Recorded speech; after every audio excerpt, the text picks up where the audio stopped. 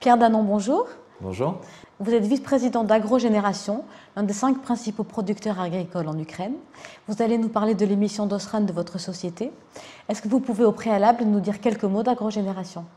Agrogénération, c'est une jeune société qui a été créée en réponse au défi alimentaire mondial. Vous savez que la population mondiale augmente, elle va aller jusqu'à 7 milliards d'habitants et plus. Les gens consomment des céréales et il faut les produire, ces céréales. Et il y a peu de pays qui peuvent répondre à ce défi alimentaire. L'Ukraine, avec ses terres noires, ces terres qui sont l'ancien grenier à blé de l'Europe, est prête à faire face à ce défi alimentaire. Et donc Agrogénération, qui est constituée par la fusion de 2 sociétés, représente maintenant une dizaine de fermes, 120 000 hectares, et produit 400 000 tonnes de céréales par an.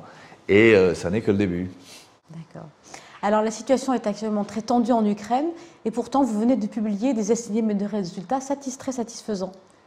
Est-ce que vous pouvez nous dire Oui, c'est comment on y est arrivé, beaucoup de travail, parce que la situation en Ukraine était quand même catastrophique, à la fois sur le plan géopolitique, il y a une guerre qui a, pour l'instant, épargné nos terres, qui sont plutôt au nord, ouest-est, mais nord, alors que la guerre est plutôt au sud.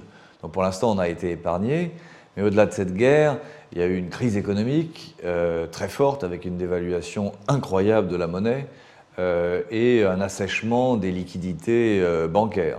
Ce qui fait que c'est genre une tempête parfaite qui suit d'ailleurs, en 2013, un mauvais événement qui était un effondrement du prix des céréales sur les marchés mondiaux. Plus de 40% de baisse à certains endroits. Et les prix n'ont pas remonté, ils ont même plutôt légèrement descendu en 2014. Donc c'était vraiment tout le cocktail d'une situation très difficile. Et le fait qu'on publie ces excellents résultats, puisque nos rendements ont augmenté, mais surtout notre performance financière, à près de 20 millions d'EBITDA, ce qui représente 30% du chiffre d'affaires, notre performance financière est excellente. Et ça, c'est le résultat d'une politique d'abord très rigoureuse de gestion des coûts, on a vissé les boulons très sérieusement, et d'une politique intelligente agronomique, c'est-à-dire qu'on a su jouer sur les bonnes cultures, et notamment le tournesol, où on a basculé du maïs au tournesol, et ça c'était très bien joué.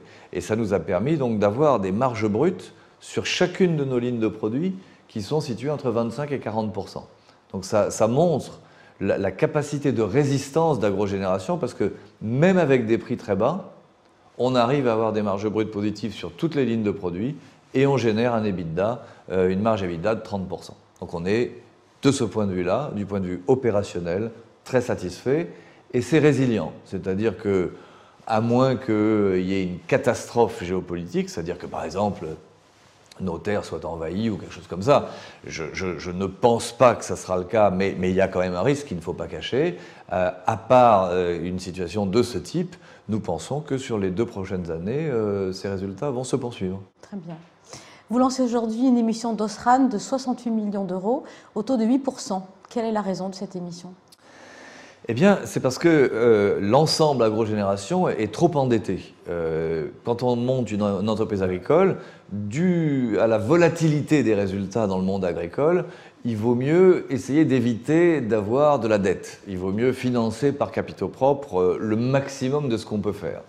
Il se trouve que Agrogénération avait beaucoup de dettes parce que voilà, il fallait monter l'entreprise, elle a été montée comme ça, avec un mélange capitaux propres dettes, trop en faveur de la dette.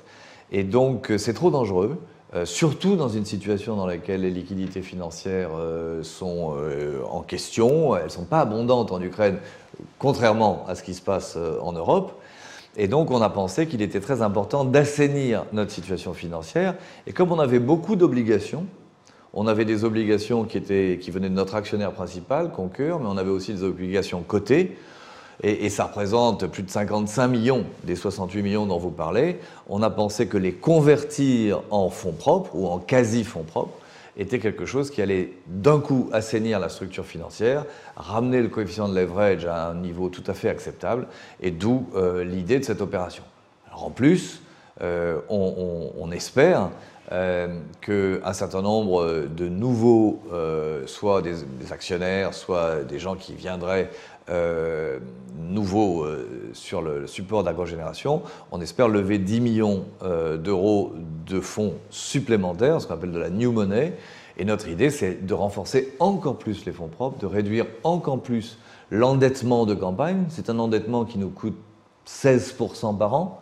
On est à la limite de l'usure. Et donc, il a beaucoup de problèmes sur le plan de la flexibilité. Donc, plus on arrivera à assainir notre bilan, plus on arrivera à lever de fonds propres, plus on sera mobile. On pourra faire des ventes à terme, on pourra jouer un peu sur nos stocks, essayer d'être intelligent par rapport au prix et donc optimiser la performance pour nos actionnaires. Alors, pour un investisseur, quel est l'avantage de cette émission? Ça dépend. Ça dépend des investisseurs. Si les investisseurs sont, je dirais, des détenteurs d'obligations à aujourd'hui, l'avantage, il est évident. Ils sont remboursés aux parts, alors que l'obligation en décembre, elle cotait 35% de la valeur. Et je veux dire, ce n'est pas spécifique à agrogénération. Toutes les valeurs ukrainiennes ont plongé de 75% à peu près. Donc, dans le flot, nous aussi. Et donc, pour nos obligataires, ça veut dire qu'on les remonte aux parts. On leur maintient leur coupon à 8%. Tout ce qu'on leur demande, c'est à maturité de l'obligation de nous faire confiance et de convertir en actions.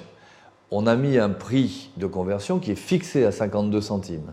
Aujourd'hui, le cours de l'action est à peu près à 39 centimes d'euros. Et nous, on pense que le potentiel de l'entreprise est bien supérieur à ça.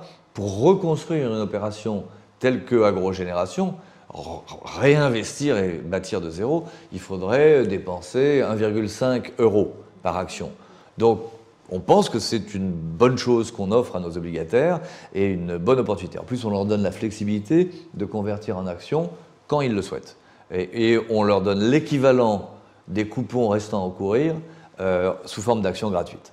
Donc, on a fait une opération qui est vraiment très amicale pour les détenteurs d'obligations. Et pour nos actionnaires, je dirais que c'est un peu pareil. D'abord, ça leur évite d'être dilués, de souscrire. C'est un bon prix de souscription. Ils contribuent, ils défendent leur société.